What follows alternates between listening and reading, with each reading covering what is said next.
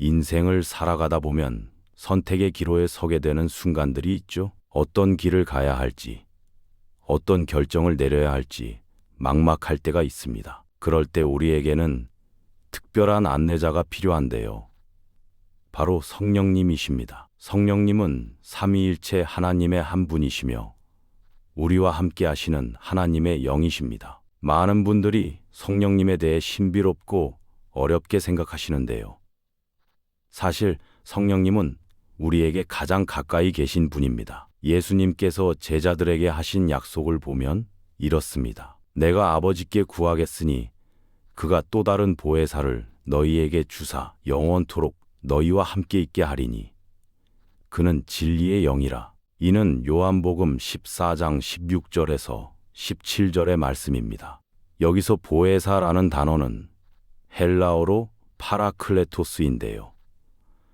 이는 곁에서 도와주는 자, 위로하는 자, 변호하는 자라는 뜻입니다. 마치 법정에서 우리를 변호해주는 변호사처럼, 어려운 상황에서 우리를 도와주는 조력자처럼 성령님은 우리 삶의 모든 영역에서 함께 하십니다. 성령님의 역할은 정말 다양한데요. 오늘은 4가지 중요한 역할을 말씀드리겠습니다. 첫 번째, 성령님은 우리의 마음을 변화시키시는 분입니다. 로마서 8장 9절에서 만일 누구든지 그리스도의 영이 없으면 그리스도의 사람이 아니라고 말씀하신 것처럼 성령님은 우리를 그리스도의 사람으로 만들어 주십니다. 둘째, 성령님은 우리에게 진리를 가르쳐 주시는 선생님이십니다. 요한복음 14장 26절에서 보혜사, 곧 아버지께서 내 이름으로 보내실 성령, 그가 너희에게 모든 것을 가르치고 내가 너희에게 말한 모든 것을 생각나게 하리라고 하셨습니다. 셋째, 성령님은 우리를 위로하시고 힘을 주시는 분입니다.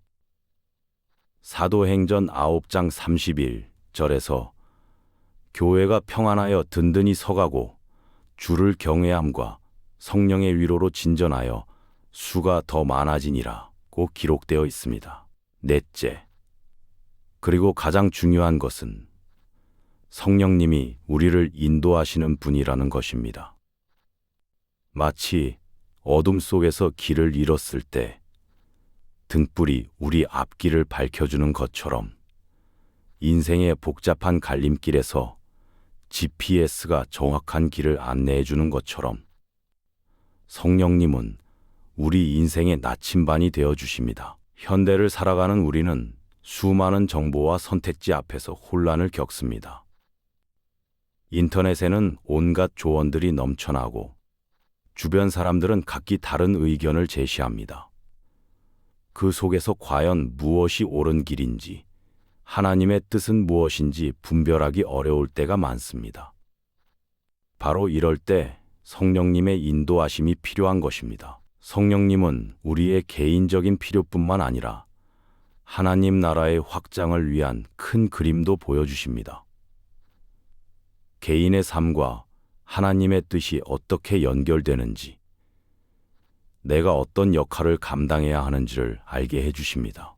성경은 성령님의 인도하심에 대해 풍부하고 구체적으로 말씀하고 있습니다. 구약 시대부터 하나님은 당신의 백성들을 인도해 오셨고, 신약 시대에는 성령님을 통해 더욱 직접적이고 개인적으로 인도하고 계십니다. 로마서 8장 14절에서 무릇 하나님의 영으로 인도함을 받는 사람은 곧 하나님의 아들이라고 말씀하셨습니다. 이는 성령의 인도하심을 받는 것이 하나님의 자녀된 증거라는 뜻입니다. 반대로 말하면 하나님의 자녀라면 당연히 성령의 인도하심을 받을 수 있고 또 받아야 한다는 의미이기도 합니다. 갈라디아서 5장 16절에서는 내가 이르노니 너희는 성령을 따라 행하라. 그리하면 육체의 욕심을 이루지 아니하리라고 하셨고, 25절에서는 만일 우리가 성령으로 살면 또한 성령으로 행할지니 라고 말씀하셨습니다. 여기서 따라 행하다, 행하다는 동사는 계속적인 행동을 나타내는 현재 시제입니다.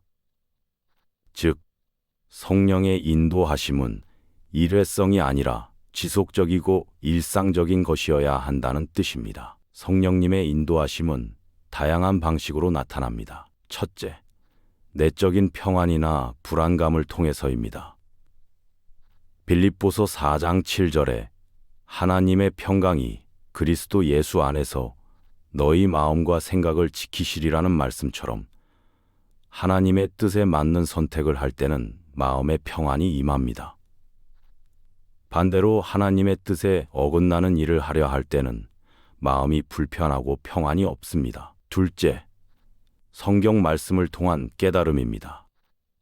성령님은 우리가 성경을 읽을 때 특정 구절을 통해 말씀하시거나 우리가 처한 상황에 딱 맞는 말씀을 깨닫게 해주십니다. 시편 119편 105절에서 주의 말씀은 내 발의 등이요 내 길의 빛이니이다 라고 한 것처럼 하나님의 말씀은 우리 인생길의 등불이 됩니다. 셋째, 기도 중에 마음에 떠오르는 생각이나 확신을 통해서입니다. 이때 중요한 것은 그 생각이 성경의 가르침과 일치하는지, 하나님의 성품에 맞는지를 분별하는 것입니다. 넷째, 환경과 상황을 통해서입니다. 하나님은 때로 문을 열어주시거나 닫아주심으로 당신의 뜻을 보여주십니다. 물론 이때도 단순히 환경만 보고 판단하는 것이 아니라 기도와 말씀을 통해 확인하는 과정이 필요합니다. 다섯째, 신실한 믿음의 사람들을 통한 조언입니다. 잠언 27장 17절에서 철이 철을 날카롭게 하는 것 같이 사람이 그의 친구의 얼굴을 빛나게 하느니라고 하신 것처럼 하나님은 다른 사람들을 통해서도 우리를 인도하십니다. 성경에는 성령의 인도하심을 받은 많은 사례들이 기록되어 있습니다. 사도행전 8장에서 빌립이 에디오피아 내시를 만나게 된 것도 성령님의 인도하심이었습니다. 성령이 빌립더러 이르시되 이 병거로 가까이 나아가라 하시거늘. 사도행전 8:29. 빌립이 성령님의 음성에 순종했기 때문에 에디오피아 내시가 복음을 듣고 구원받을 수 있었습니다. 사도행전 13장에서는 바나바와 사울이 선교사로 파송받는 장면이 나옵니다.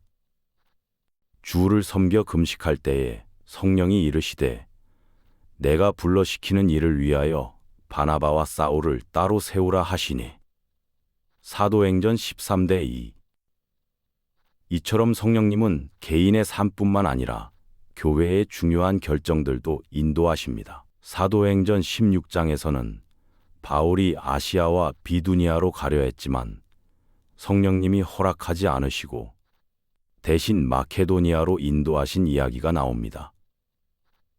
인간의 계획과 하나님의 계획이 다를 때 성령님은 하나님의 뜻대로 인도하십니다. 이러한 성경의 사례들을 보면 성령의 인도하심은 결코 추상적이거나 신비주의적인 것이 아니라는 것을 알 수 있습니다. 매우 구체적이고 실제적이며 우리의 일상 속에서 경험할 수 있는 것입니다. 또한 성령의 인도하심은 항상 하나님의 영광을 위한 것이며 다른 사람들에게 유익을 끼치는 방향으로 나타납니다. 개인의 이익이나 욕심을 채우기 위한 것이 아니라 하나님 나라의 확장과 이웃 사랑을 위한 것입니다. 이제 구체적으로 어떻게 성령의 인도하심을 구할 수 있는지 살펴보겠습니다. 성령의 인도하심을 구하는 것은 기술적인 방법이라기보다는 하나님과의 관계에서 나오는 자연스러운 소통입니다. 1. 겸손한 마음으로 하나님께 나아가기. 성령의 인도하심을 구하는 첫 번째이자 가장 중요한 단계는 겸손한 마음으로 하나님께 나아가는 것입니다. 우리는 자신의 지혜나 능력, 경험만으로는 인생의 복잡한 문제들을 해결할 수 없다는 것을 인정해야 합니다. 잠언 3장 5절에서 너는 마음을 다하여 여호와를 신뢰하고 내 명철을 의지하지 말라. 너는 범사의 그를 인정하라. 그리하면 네 길을 지도하시리라고 말씀하셨습니다. 여기서 네 명철을 의지하지 말라는 것은 인간의 이성이나 판단력을 무시하라는 뜻이 아니라 그것만으로는 충분하지 않다는 뜻입니다. 현대 사회는 개인주의와 자립을 강조합니다. 스스로 결정하고 책임져라. 자기 인생은 자기가 개척하는 것이다. 라는 메시지가 넘쳐납니다. 물론 이런 태도에도 좋은 면이 있지만 신앙인에게는 더 높은 차원의 지혜가 필요합니다. 바로 하나님의 지혜입니다. 야고보서 1장 5절에서 너희 중에 누구든지 지혜가 부족하거든 모든 사람에게 후히 주시고 꾸짖지 아니하시는 하나님께 구하라. 그리하면 주시리라고 약속하셨습니다. 이는 조건부 약속이 아니라 무조건적인 약속입니다. 하나님께 지혜를 구하는 모든 사람에게 주시겠다는 것입니다. 겸손한 마음으로 기도할 때는 다음과 같이 기도할 수 있습니다. 하나님 아버지, 저는 제 힘과 지혜만으로는 이 문제를 해결할 수 없음을 고백합니다. 저의 한계를 인정하고 하나님의 무한하신 지혜를 구합니다. 성령님께서 저를 인도해 주시고 하나님의 뜻을 분별할 수 있게 해주세요. 시편 139편 23-24절의 다윗의 기도도 좋은 예입니다.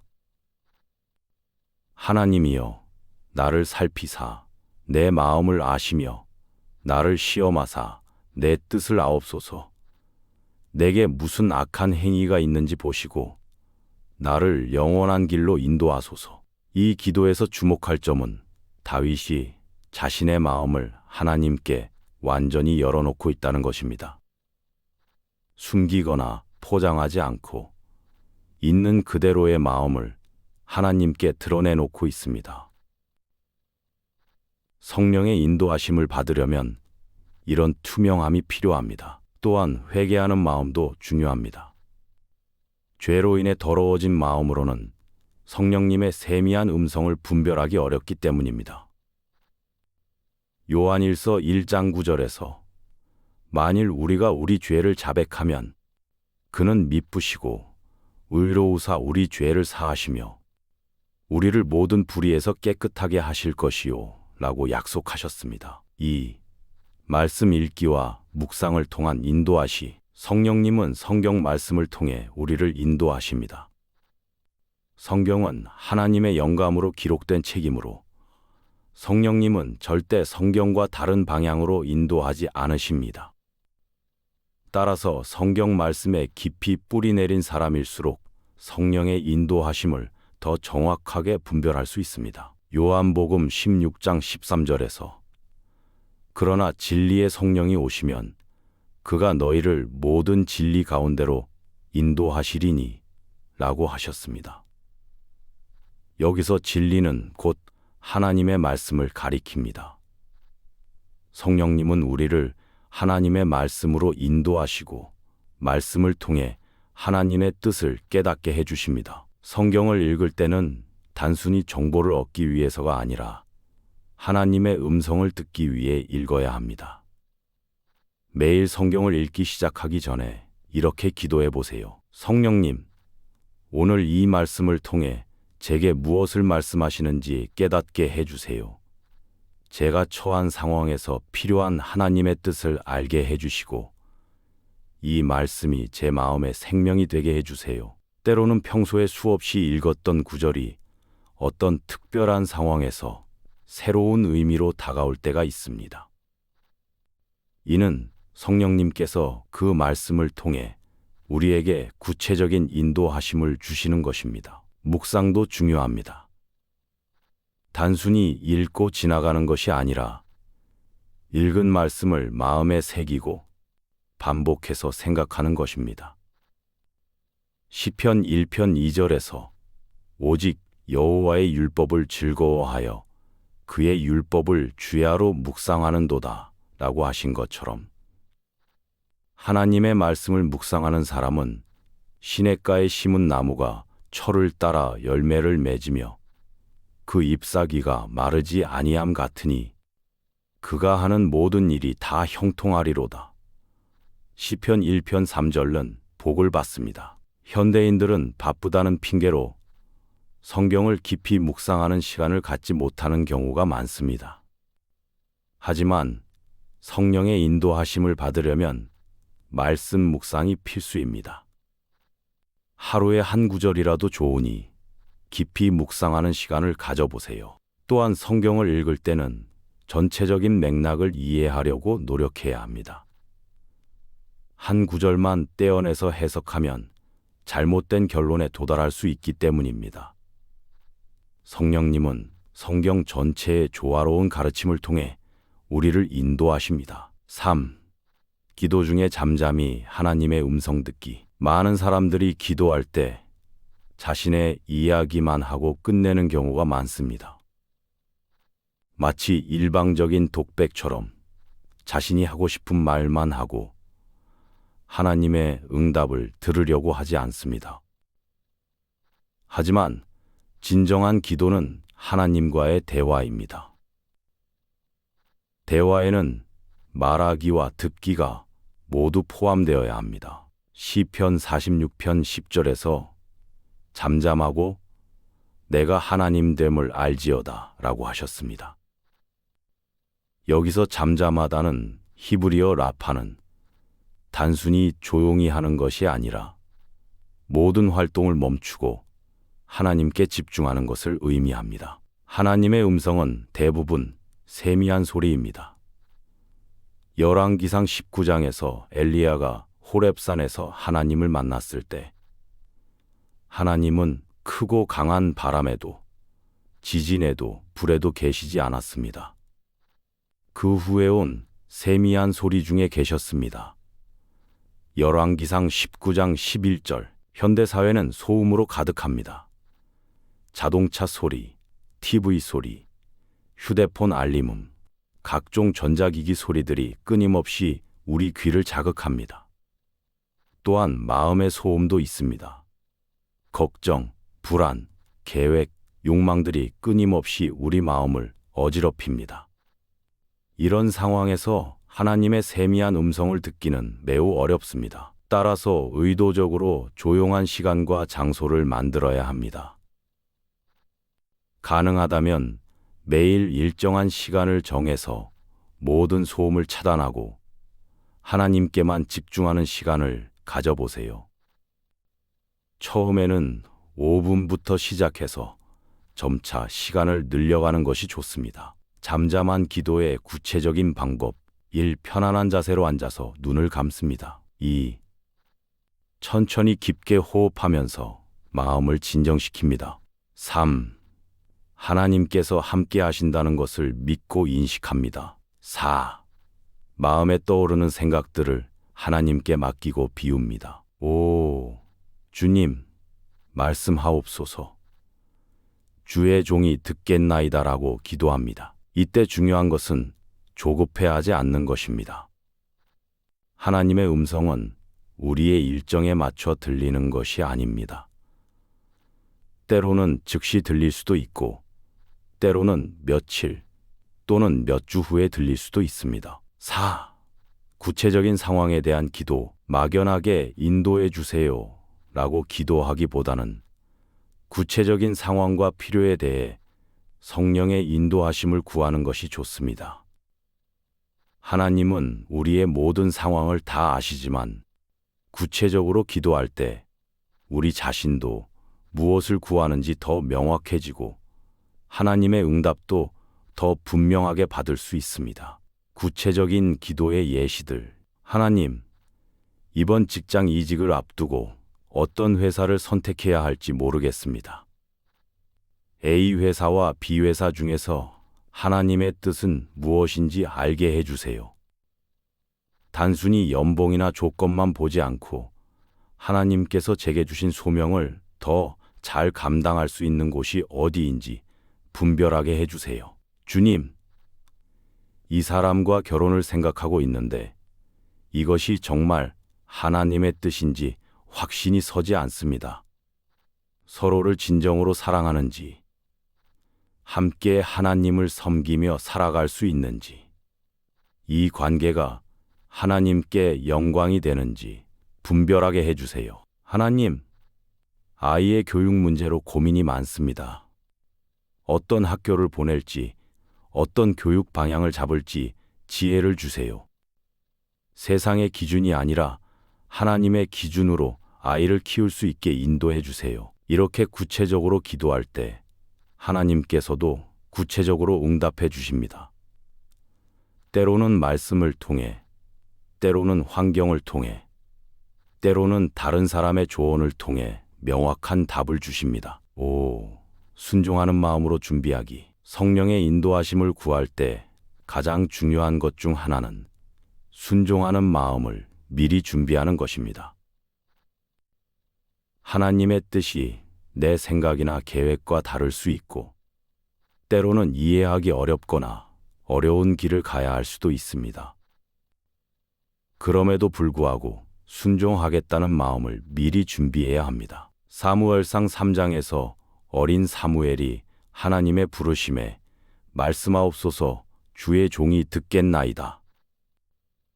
사무엘상 3장 10절라고 응답한 것은 순종의 자세를 보여주는 좋은 예입니다. 사무엘은 하나님이 무엇을 말씀하실지 미리 알지 못했지만 무엇을 말씀하시든 듣고 순종하겠다는 마음으로 응답했습니다. 예수님도 겟세마네 동산에서 내 아버지여 만일 할만하시거든 이 잔을 내게서 지나가게 하옵소서. 그러나 나의 원대로 마시옵고 아버지의 원대로 하옵소서. 마태복음 26대 39라고 기도하셨습니다. 인간적으로는 십자가의 고통을 피하고 싶으셨지만 결국 아버지의 뜻에 순종하셨습니다. 순종하는 마음을 준비하려면 1. 하나님의 지혜가 나의 지혜보다 높다는 것을 인정해야 합니다. 이사야 55장 8절에서 9절. 이는 내 생각이 너희의 생각과 다르며 내 길이 너희의 길과 다름이니라. 이는 하늘이 땅보다 높음같이 내 길이 너희의 길보다 높으며 내 생각이 너희의 생각보다 높음이니라고 하셨습니다. 2. 하나님의 사랑을 신뢰해야 합니다. 로마서 8장 28절에서 우리가 알거니와 하나님을 사랑하는 자 곧 그의 뜻대로 부르심을 입은 자들에게는 모든 것이 합력하여 선을 이루느니라고 약속하셨습니다. 하나님의 인도하심은 항상 우리의 유익을 위한 것입니다. 3. 단기적인 어려움보다 장기적인 유익을 바라봐야 합니다. 때로는 하나님의 뜻이 당장에는 어렵고 힘들어 보일 수 있지만 결국은 더 큰 복과 성장을 가져다 줍니다. 넷.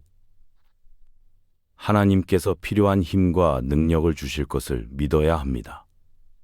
빌립보서 4장 13절. 내게 능력 주시는 자 안에서 내가 모든 것을 할 수 있느니라 고 하신 약속을 붙잡아야 합니다. 6. 금식과 기도를 통한 깊은 추구. 때로는 중요한 결정을 앞두고 더 깊은 차원에서 하나님의 뜻을 구해야 할 때가 있습니다. 이럴 때 금식 기도를 통해 성령의 인도하심을 구할 수 있습니다. 금식은 단순히 음식을 끊는 것이 아니라 육체의 욕구를 절제함으로써 영적인 것에 더 집중하는 것입니다. 마태복음 17장에서 제자들이 귀신 들린 아이를 고치지 못했을 때 예수님은 기도와 금식이 아니면 이런 종류가 나가지 아니하느니라. 마태복음 17장 21절고 말씀하셨습니다. 사도행전 13장에서도 안디옥 교회가 바나바와 사울을 선교사로 파송할 때 주를 섬겨 금식할 때에 성령이 이르시되 사도행전 13장 2절라고 기록되어 있습니다. 중요한 결정을 내릴 때 금식 기도를 통해 하나님의 뜻을 구했던 것입니다. 금식 기도를 할 때는 명확한 목적을 가지고 시작해야 합니다. 자신의 건강 상태를 고려해서 적절한 수준을 정해야 합니다.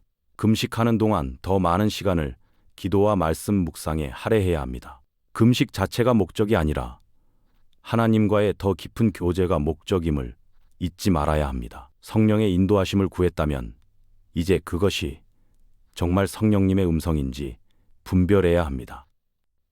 현대 사회에는 수많은 목소리들이 있고 우리 자신의 욕망이나 두려움, 심지어 악한 영의 속임수도 있기 때문에 분별이 매우 중요합니다. 요한일서 4장 1절에서 사랑하는 자들아 영을 다 믿지 말고 오직 영들이 하나님께 속하였나 분별하라고 하셨습니다. 영적 분별력은 성숙한 그리스도인이 가져야 할 필수적인 능력입니다. 1. 성경 말씀과의 일치성 확인. 성령님은 절대 성경 말씀과 모순되는 방향으로 인도하지 않으십니다. 성령님은 성경의 저자이시기 때문에 성경과 다른 내용을 말씀하실 리가 없습니다. 디모데후서 3장 16절에서 모든 성경은 하나님의 감동으로 된 것으로 교훈과 책망과 바르게 함과 의로 교육하기에 유익하니 라고 하셨습니다. 따라서 어떤 생각이나 느낌이 성경의 가르침과 어긋난다면 그것은 성령님의 인도하심이 아닙니다. 예를 들어 어떤 사람이 성령님께서 거짓말을 하라고 하셨다거나 남의 것을 훔치라고 하셨다고 한다면 이는 명백히 성경의 가르침과 반대되므로 성령님의 인도하심이 아닙니다. 하지만 때로는 미묘한 경우들이 있습니다. 예를 들어 어떤 사업을 시작하라는 생각이 들었는데 이것이 정말 하나님의 뜻인지 확신이 서지 않을 때가 있습니다. 이럴 때는 다음과 같은 성경적 원리들을 적용해 볼 수 있습니다. 정직하고 공의로운 방법인가? 잠언 11장 1절. 속이는 저울은 여호와께서 미워하시나 공평한 추는 그가 기뻐하시느니라. 다른 사람에게 유익을 주는가? 고린도전서 10장 24절. 누구든지 자기의 유익을 구하지 말고 남의 유익을 구하라. 하나님께 영광이 되는가? 고린도전서 10장 31절. 그런즉 너희가 먹든지 마시든지 무엇을 하든지 다 하나님의 영광을 위하라. 자신의 달란트와 은사를 잘 활용하는가? 마태복음 25장 14절에서 30절. 또 어떤 사람이 타국에 갈 때 그 종들을 불러 자기 소유를 맡김과 같으니 각각 그 재능대로 한 사람에게는 금 5달란트를, 한 사람에게는 2달란트를, 한 사람에게는 1달란트를 주고 떠났더니 5달란트 받은 자는 바로 가서 그것으로 장사하여 또 5달란트를 남기고 2달란트 받은 자도 그같이 하여 또 2달란트를 남겼으되 1달란트 받은 자는 가서 땅을 파고 그 주인의 돈을 감추어 두었더니 오랜 후에 그 종들의 주인이 돌아와 그들과 결산할세 5달란트 받았던 자는 5달란트를 더 가지고 와서 이르되 주인이여 내게 5달란트를 주셨는데 보소서 내가 또 5달란트를 남겼나이다. 그 주인이 이르되 잘하였도다. 착하고 충성된 종아 네가 적은 일에 충성하였음에 내가 많은 것을 내게 맡기리니 네 주인의 즐거움에 참여할지어다 하고 2달란트 받았던 자도 와서 이르되 주인이여 내게 2달란트를 주셨는데 보소서 내가 또 2달란트를 남겼나이다. 그 주인이 이르되 잘하였도다. 착하고 충성된 종아 네가 적은 일에 충성하였음에 내가 많은 것을 네게 맡기리니 내 주인의 즐거움에 참여할지어다 하고 1달란트 받았던 자는 와서 이르되 주인이여 당신은 굳은 사람이라 심지 않은 데서 거두고 해치지 않은 데서 모으는 줄을 내가 알았으므로 두려워하여 나가서 당신의 달란트를 땅에 감추어 두었었나이다. 보소서 당신의 것을 가지셨나이다. 그 주인이 대답하여 이르되 악하고 게으른 종아, 나는 심지 않은 데서 거두고 해치지 않은 데서 모으는 줄로 네가 알았느냐? 그러면 네가 마땅히 내 돈을 취리하는 자들에게나 맡겼다가 내가 돌아와서 내 원금과 이자를 받게 하였을 것이니라 하고 그에게서 그 1달란트를 빼앗아 10달란트 가진 자에게 주라. 무릇 있는 자는 받아 풍족하게 되고 없는 자는 그 있는 것까지 빼앗기리라. 이 무익한 종을 바깥 어두운 데로 내쫓으라. 거기서 슬피 울며 이를 갈리라 하니라. 이 평안과 사랑의 열매 확인. 성령님의 인도하심은 항상 평안과 사랑을 가져다 줍니다. 갈라디아서 5장 22, 23절에서 성령의 열매는 사랑과 희락과 화평과 오래 참음과 자비와 양선과 충성과 온유와 절제니 라고 하셨습니다. 골로새서 3장 13절에서는 그리스도의 평강이 너희 마음을 주장하게 하라고 하셨습니다. 여기서 주장하다는 동사는 심판하다, 판결하다는 뜻으로 평안이 우리의 판단 기준이 되어야 한다는 의미입니다. 진정한 성령의 인도하심을 받을 때는 마음에 깊은 평안이 임합니다. 다른 사람을 향한 사랑이 생깁니다. 기쁨과 감사가 넘칩니다. 인내와 온유함이 나타납니다. 자제력이 생깁니다. 반대로 두려움, 불안, 미움, 분노, 교만, 탐욕 등을 조장하는 것은 성령님의 인도하심이 아닙니다. 디모데후서 1장 7절에서 하나님이 우리에게 주신 것은 두려워하는 마음이 아니요 오직 능력과 사랑과 절제하는 마음이니 라고 하셨습니다. 3.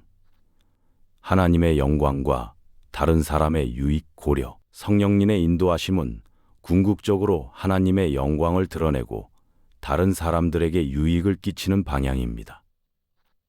자신만의 이익이나 명예, 쾌락만을 추구하게 하는 것은 성령님의 인도하심이 아닐 가능성이 높습니다. 고린도전서 10장 31절에서 그런즉 너희가 먹든지 마시든지 무엇을 하든지 다 하나님의 영광을 위하여 하라고 하셨고, 빌립보서 2장 4절에서는 각각 자기 일을 돌볼 뿐더러 또한 각각 다른 사람들의 일을 돌보아 나의 기쁨을 충만하게 하라고 하셨습니다. 따라서 어떤 결정을 내릴 때 다음과 같은 질문들을 해볼 수 있습니다. 이 결정이 하나님께 영광이 되는가? 이 결정이 다른 사람들에게 도움이 되는가? 이 결정이 하나님 나라의 확장에 기여하는가? 이 결정이 나를 더 그리스도를 닮게 만드는가? 4. 시간을 두고 기다리며 확인하기. 성령의 인도하심은 때로 즉시 명확하게 나타나지 않을 수 있습니다. 하나님의 타이밍이 있기 때문입니다. 조급하게 서둘러 결정하기보다는 충분한 시간을 두고 기도하며 확인하는 것이 좋습니다. 시편 27편 14절에서 여호와를 기다릴지어다 강하고 담대하며 여호와를 기다릴지어다라고 하셨고, 이사야 40장 31절에서는 여호와를 기다리는 자는 새 힘을 얻으리니라고 약속하셨습니다. 기다리는 동안 할 수 있는 일들, 계속해서 기도하며 하나님의 뜻을 구하기, 관련된 성경 말씀들을 더 깊이 묵상하기, 신뢰할 만한 믿음의 선배들과 상담하기, 환경과 상황의 변화를 주의 깊게 관찰하기, 내 마음 상태를 점검하고 정결하게 유지하기. 5. 믿음의 공동체를 통한 확인. 하나님은 개인에게만 말씀하시는 것이 아니라 믿음의 공동체를 통해서도 말씀하십니다.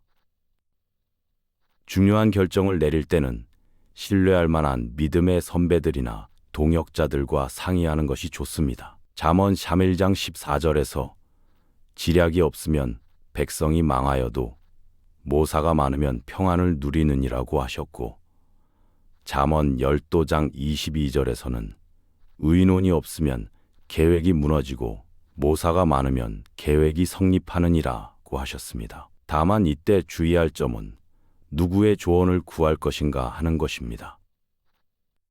하나님을 경외하고 성경적 가치관을 가진 사람들의 조언을 구해야 합니다. 세상적인 기준만으로 판단하는 사람들의 조언은 오히려 혼란을 가중시킬 수 있습니다. 또한 여러 사람의 조언을 들을 때는 일관성을 확인해 보는 것이 좋습니다. 성령님께서 정말 어떤 방향으로 인도하신다면 하나님을 경외하는 여러 사람들이 비슷한 방향의 조언을 할 가능성이 높습니다. 성령의 인도하심은 거창한 것만이 아닙니다. 우리의 일상적인 삶, 작은 결정들 속에서도 성령님께서 세심하게 인도해 주십니다. 사실 큰 결정들보다 작은 일상의 결정들이 우리 삶의 방향을 더 크게 좌우할 때가 많습니다. 1. 하루를 시작하는 순간부터, 아침에 잠에서 깨어나는 순간부터 성령의 인도하심을 구할 수 있습니다. 눈을 뜨자마자 성령님, 오늘 하루도 저를 인도해 주세요. 제가 만날 사람들에게 그리스도의 사랑을 전할 수 있게 해주시고, 제가 하는 모든 일이 하나님께 영광이 되게 해주세요. 라고 기도해 보세요. 출근하는 길에서도 성령의 인도하심을 경험할 수 있습니다. 평소와 다른 길로 가게 되어 도움이 필요한 사람을 만나게 되거나, 지하철에서 우연히 만난 사람과 의미 있는 대화를 나누게 되는 경우들이 있습니다. 이런 것들이 모두 성령님의 인도하심일 수 있습니다. D. 직장에서의 인도하심. 직장에서도 성령의 인도하심을 구하고 경험할 수 있습니다. 어려운 상사나 동료와의 관계에서 어떻게 반응할지, 불이한 일을 목격했을 때 어떻게 대처할지, 업무상 어려운 결정을 내려야 할 때 등 수많은 순간들에서 성령님의 지혜가 필요합니다. 골로새서 3장 23절에서 무엇을 하든지 마음을 다하여 주께 하듯 하고 사람에게 하듯 하지 말라고 하셨습니다. 일하는 것도 하나님을 섬기는 것이라는 관점에서 보면 업무 하나하나가 성령의 인도하심을 구할 수 있는 기회가 됩니다. 때로는 성령님께서 동료에게 따뜻한 말 한마디를 건네게 하시거나, 어려운 프로젝트를 해결할 창의적인 아이디어를 주시거나, 갈등 상황에서 지혜로운 중재자 역할을 하게 하실 수도 있습니다. 3. 가정에서의 인도하심. 가정은 우리가 가장 많은 시간을 보내는 곳이면서도 때로는 가장 어려운 관계들이 존재하는 곳이기도 합니다.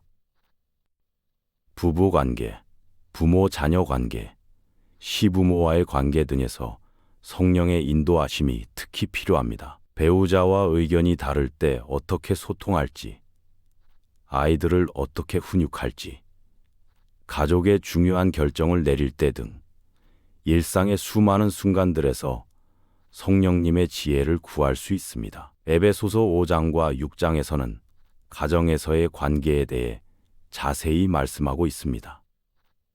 이런 말씀들을 묵상하면서 성령님께서 우리 가정을 어떻게 인도하기 원하시는지 깨달을 수 있습니다. 4.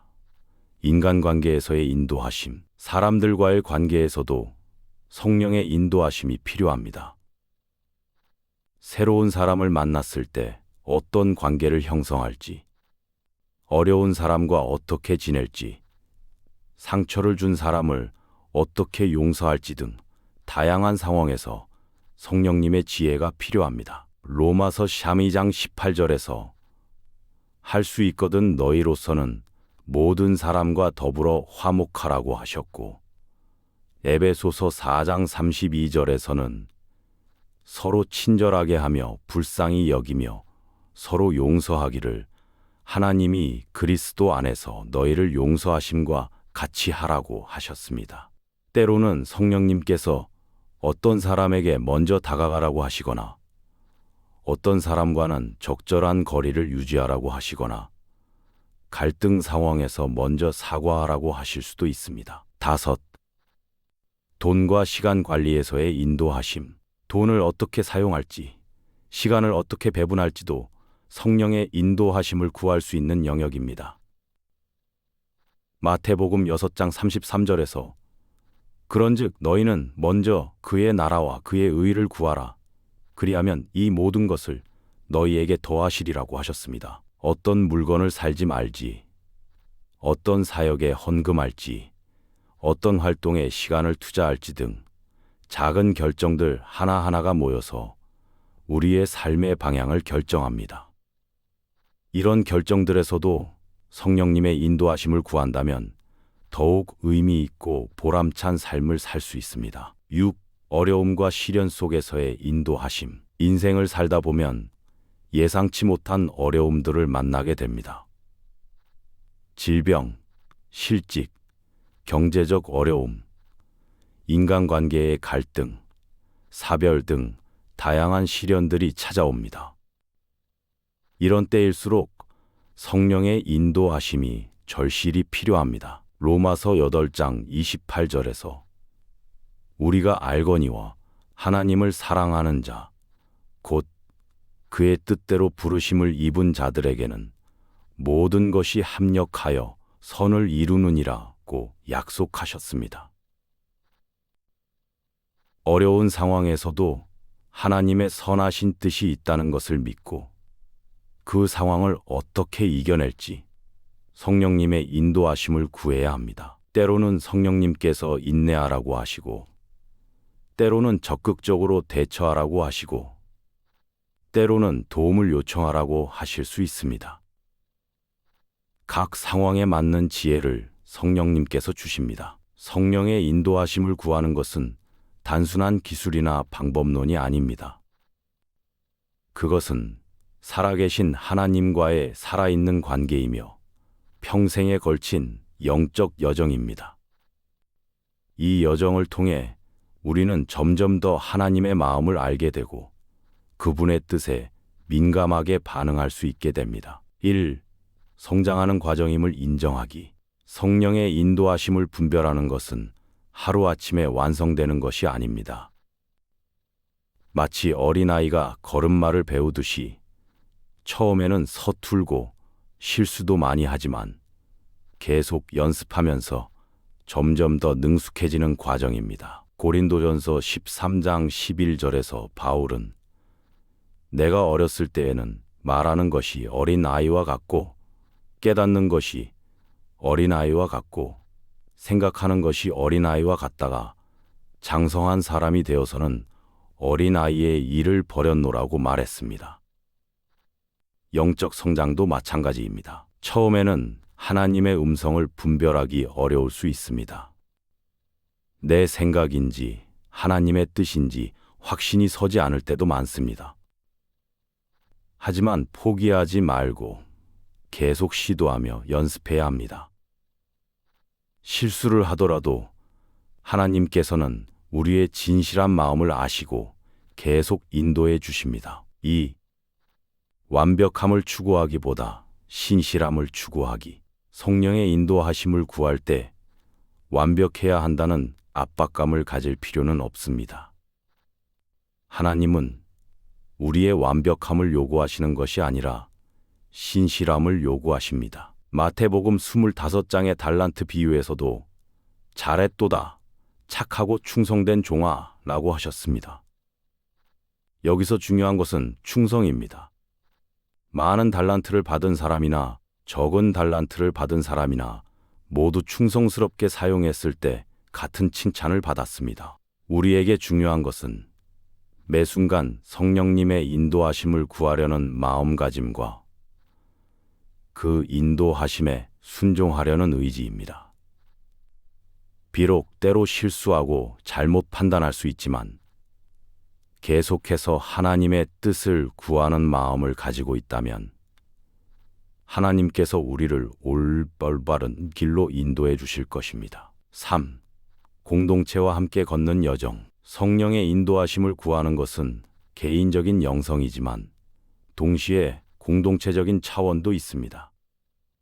하나님은 개인에게만 말씀하시는 것이 아니라 교회 공동체를 통해서도 말씀하십니다. 사도행전을 보면 초대교회 성도들이 중요한 결정을 내릴 때 함께 모여 기도하며 성령님의 인도하심을 구했던 것을 볼 수 있습니다.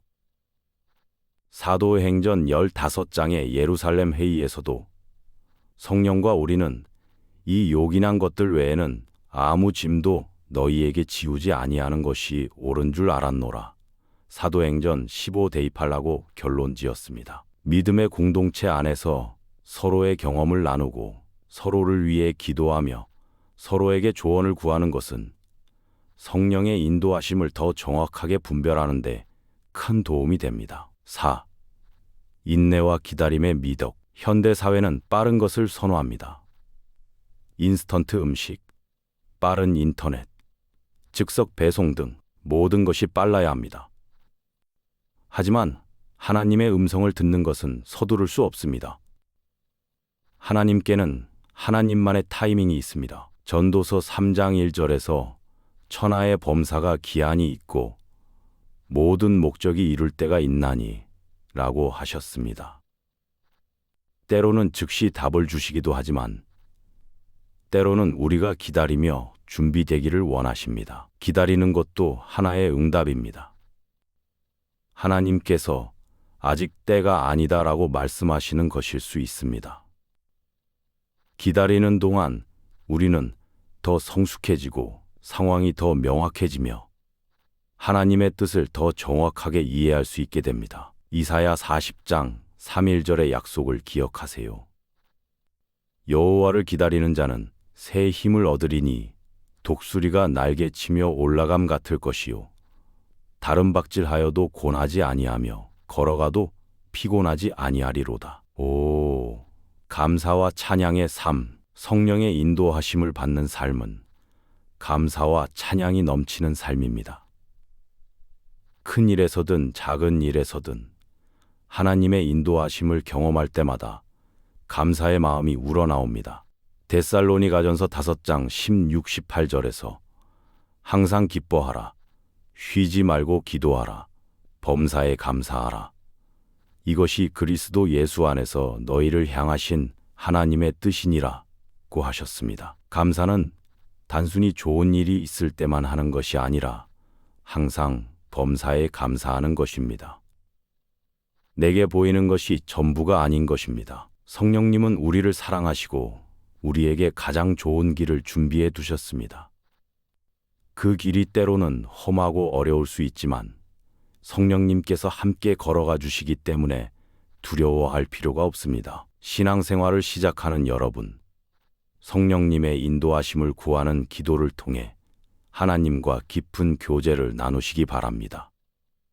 그리고 그 인도하심에 순종하며 걸어갈 때 여러분의 삶은 더욱 풍성하고 의미 있는 삶이 될 것입니다. 보혜사, 곧 아버지께서 내 이름으로 보내실 성령, 그가 너희에게 모든 것을 가르치고 내가 너희에게 말한 모든 것을 생각나게 하리라. 요한복음 14-26. 성령님께서 여러분과 함께 하시며 매일매일 필요한 지혜와 인도하심을 주시기를 기도합니다.